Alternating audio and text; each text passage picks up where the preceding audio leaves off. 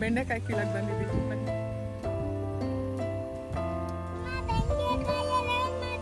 ಬೆಂಡೆಕಾಯಿ ಸಾಂಬಾರು ಮಾಡೋದಕ್ಕೆ ಫಸ್ಟು ಒಂದು ಬೌಲ್ ತೊಗರಿಬೇಳೆನ ಕೂಗಿಸ್ಕೋಬೇಕು. ಸಿಮ್ಮಲ್ಲಿ ಇಟ್ಕೊಂಡು ಫ್ರೈ ಮಾಡ್ಬೇಕು. ನಾವು ಕೂಗಿಸ್ಕೊಂಡಿರ್ತೀವಲ್ಲ ತೊಗರಿಬೇಳೆ, ಇದನ್ನ ಇದ್ರೊಳಗೆ ಹಾಕೊಬೇಕು. ಹೊಸ ರೆಸಿಪಿ ಟ್ರೈ ಮಾಡ್ತಿದ್ದೀನಿ, ಬೆಂಡಿ ಫ್ರೈ ರೆಸಿಪಿ. ನೋಡೋಣ ಹೇಗೆ ಬರುತ್ತೆ ಅಂತ. ಕಪ್ಪ ಅಕ್ಕಿ ಹಸಿಟ್ಟು ಹಾಕ್ತಾ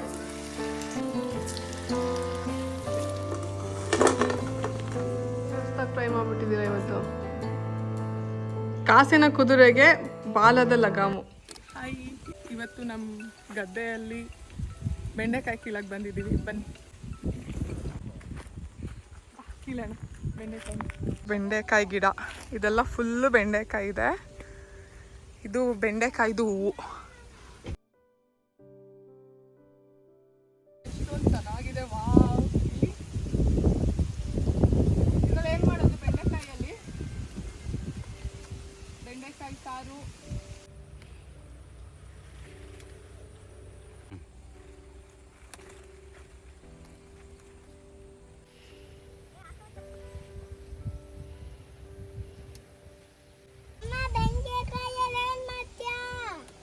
ಬೆಂಡೆಕಾಯಲ್ಲಿ ನಿನ್ನ ಫೇವ್ರೆಟ್ ಪಲ್ಯ.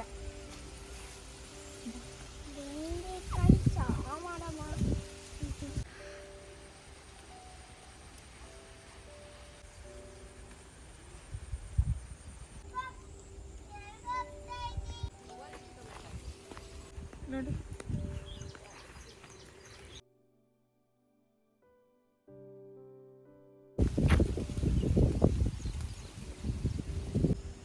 ಏನದು?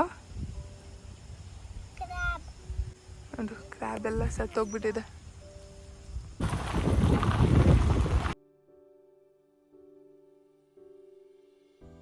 ತೋಟದಿಂದ ಬೆಂಡೆಕಾಯಿ ತಂದಿದ್ದಾಳೆ, ಸೊ ಇವಾಗ ವಾಶ್ ಮಾಡ್ಕೊತಾ ಇದ್ದೀನಿ.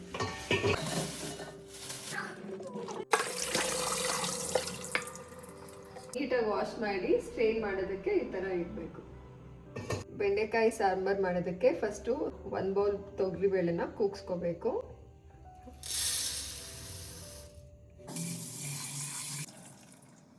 ಬೇಳೆ ಬೇಯಿಸ್ಕೊಳ್ಳೋಕ್ಕೆ ನೀರು ಹಾಕ್ಕೊಂಡು 2 ವಿಷಲ್ ಕೂಗಿಸ್ಕೋಬೇಕು. ಎಷ್ಟು ನೀರು ಹಾಕಿದೆ?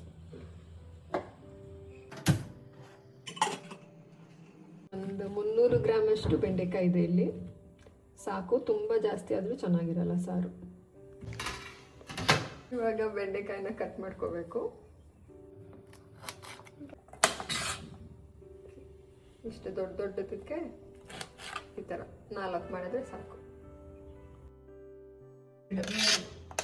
2 ಈರುಳ್ಳಿ ಇಲ್ಲಿ ಕಟ್ ಮಾಡ್ಕೊಂಡಿದ್ದೀವಿ. ಮೀಡಿಯಂ ಸೈಜ್ ಈರುಳ್ಳಿ. ಇಲ್ಲಿ 4 ಟೊಮೆಟೊ ತೊಗೊಂಡಿದ್ದೀನಿ. ಸಣ್ಣ ಇದೆ, ಅದಕ್ಕೆ 4 ತೊಗೊಂಡಿದ್ದೀನಿ. ದಪ್ಪ ಇದ್ದರೆ 3 ತೊಗೊಳ್ಳಿ ಸಾಕು.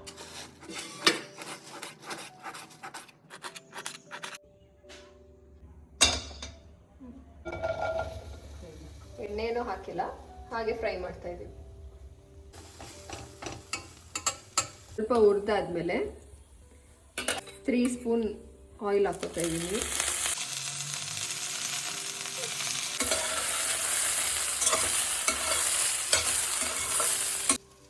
ಬೆಂಡೆಕಾಯಿನ ಸಿಮ್ಮಲ್ಲಿ ಇಟ್ಕೊಂಡು ಫ್ರೈ ಮಾಡ್ಕೊಳ್ಬೇಕು. ಈ ರೀತಿಯಲ್ಲಿ ಫ್ರೈ ಆಗಿರಬೇಕು.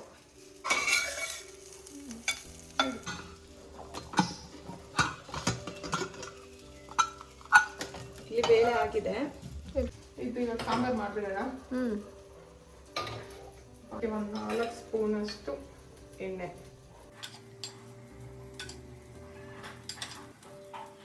4-5 ಸ್ಪೂನಷ್ಟು ಎಣ್ಣೆ, 1-2 ಸ್ಪೂನಷ್ಟು ತುಪ್ಪ.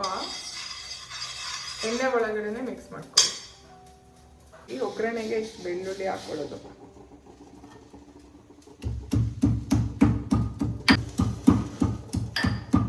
ಎಣ್ಣೆ ಕಾದ್ಮೇಲೆ ಸಾಸಿವೆ, ಕಬ್ಬಿನ ಸೊಪ್ಪು,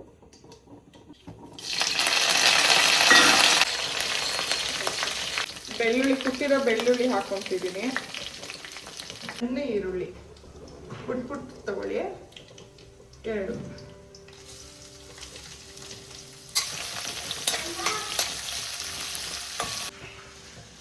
ನಮ್ಮಮ್ಮ ಮಾಡಕ್ ಬಿಡ್ತಾ ಇಲ್ಲ ನನ್ನ ಪ್ರಕಾರವಾಗಿ ಸಾರು. ಇದು ರುಚಿಗೆ ತಕ್ಕಷ್ಟು ಕಾಯಿ ಹಾಕೊಳ್ಳಿ.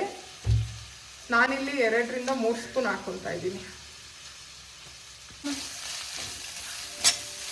ದಪ್ಪ ಟೊಮ್ಯಾಟೊ ಹಾಕೊತಾ ಇದ್ದೀನಿ ಇಲ್ಲಿ.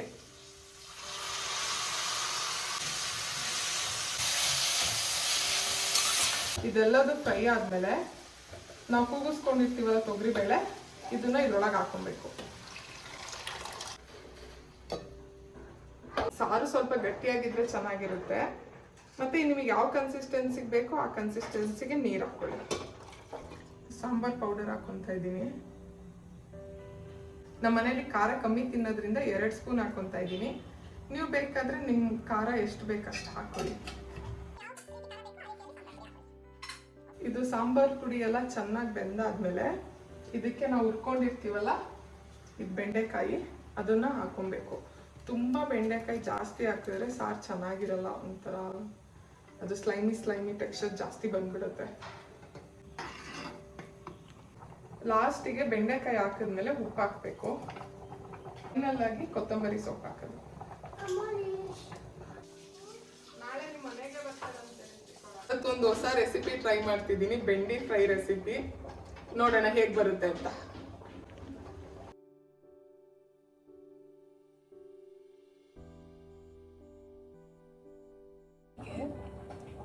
ಆಮೇಲೆ ಹೀಗೆ ಕಟ್ ಮಾಡ್ಕೊಬೇಕು. So 4 parts.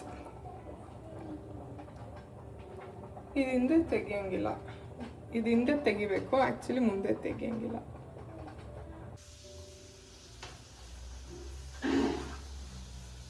ನೋಡೋಣ ಹೇಗೆ ಬರುತ್ತಿದ್ದು ಅಂತ.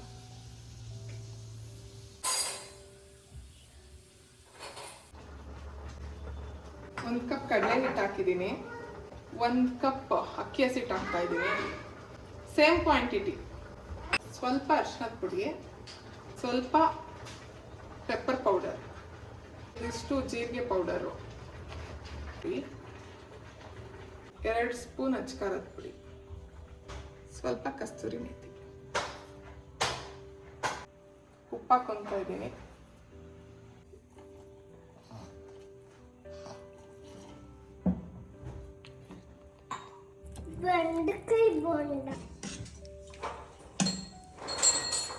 ಸುಡುತ್ತೆ ಹಾಕ್ಲಾ?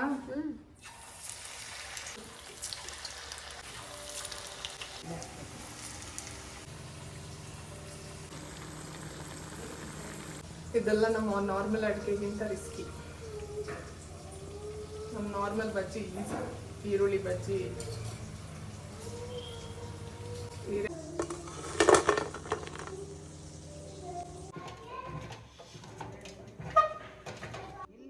ಯಾರಿಗೆ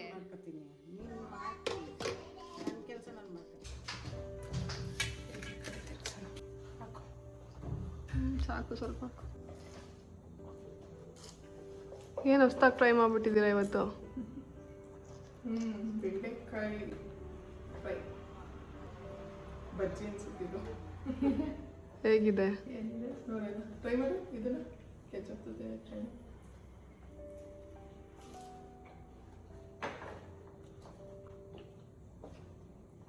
ರಿತಿಕ್, ನೀನು ಟ್ರೈ ಮಾಡು ಬೆಂಡೆಕಾಯ್ದು ಕೆಚಪ್ ಜೊತೆ.